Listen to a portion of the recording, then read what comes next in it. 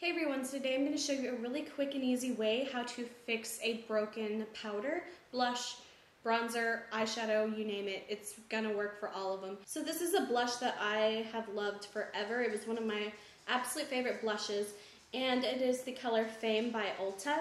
It's a very basic blush. I broke it a few weeks ago whenever I was I had it in like a little makeup bag in my car, and I dropped the makeup bag and it broke. We have all done that and it sucks, especially if it's a really expensive product. So as you can see, I fixed my blush. It doesn't have the same beautiful pattern on it anymore, but it is still usable. It's still just before. It doesn't mess with the consistency or anything, so it works wonderful. So I found this really easy way to fix your bronzers, blushes, anything. I found it from Pinterest, and it's just really easy. So the product I'm going to show you how to fix, this was a broken bronzer I got. This one was from e.l.f. and it was only $1. But even if it's $1, you don't want to just waste your products. And I always find that whenever they shatter and they turn into a really fine powder, I'm not a huge fan of loose blush or anything like that. It's too messy for me, and I like to be able to take my stuff with me. So I've just laid down a little kitchen towel just to keep my workspace clean.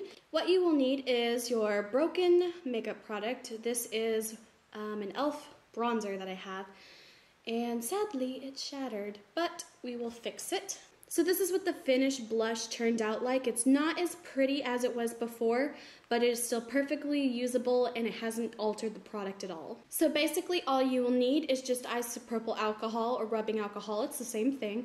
You just need that, your broken makeup product, and then just something like an end of a makeup brush or paintbrush just to break up the powder even more to get it really fine and even. So what I'm going to do first is just break up the product more. As you can see, there's still some larger pieces that didn't completely shatter, but you do want to get those all clump free and broken down as fine as you can get it.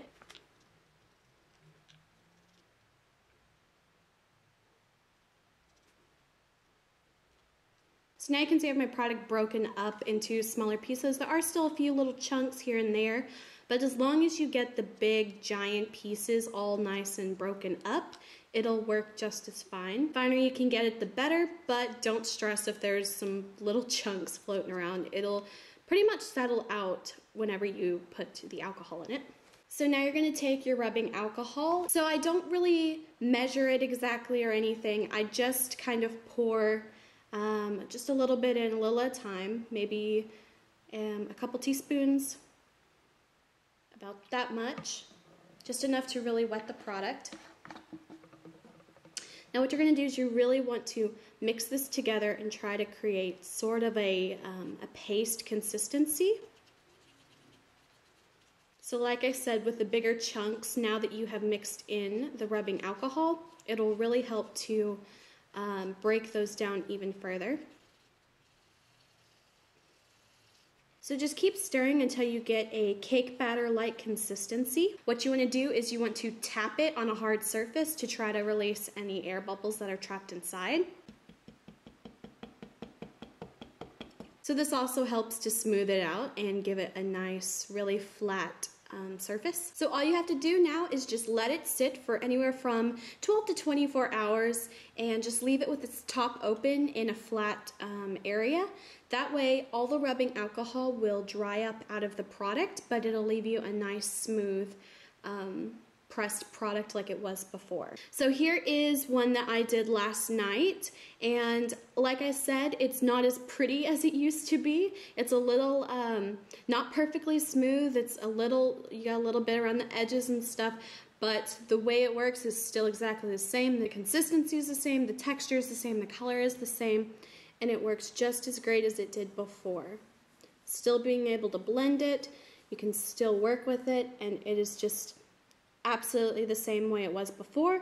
Just left it in a nice portable form without all the mess. So now you can save your money. You don't have to throw out your broken blushes, especially if you're someone like me who doesn't really like loose powder blushes too much. I do have some, but I typically don't use those as much. They're just messy, not easy to take with me, and it's it's just a big hassle for me. So this works for blushes, this works for bronzers, eyeshadows, highlighters, pretty much any powder makeup product that you have that is flat.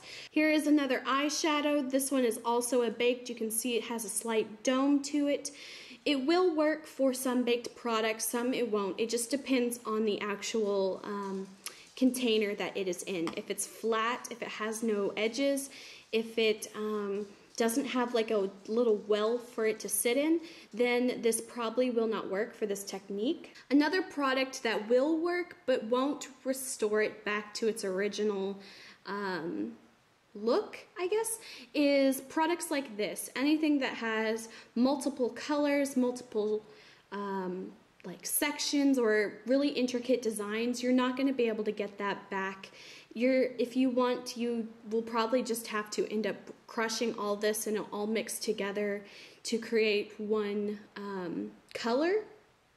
But this technique will still work for these products.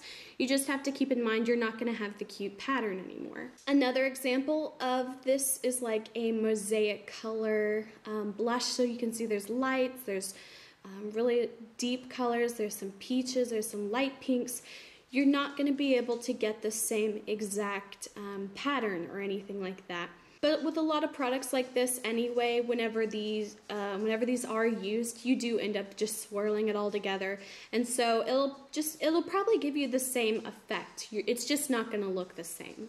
But I've done this before and it works amazingly. I just can't believe how many broken blushes and broken eyeshadows I have thrown away when I had no idea that they could be saved and brought pretty much back to their original condition.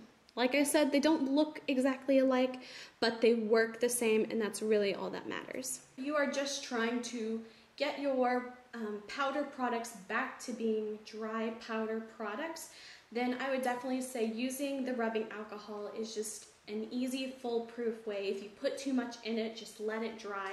It'll all evaporate. And this is really inexpensive. A lot of you probably already have it at home. I know I already did. This one's almost gone, but rubbing alcohol is just a really great, cheap thing that is great for everything. So this technique really has been a lifesaver for me. It has saved so many of my products, and I hope this really helps you guys out too. So I hope you guys enjoyed this video. Please let me know if this works for you, and until my next video, I'll talk to you guys later. Bye.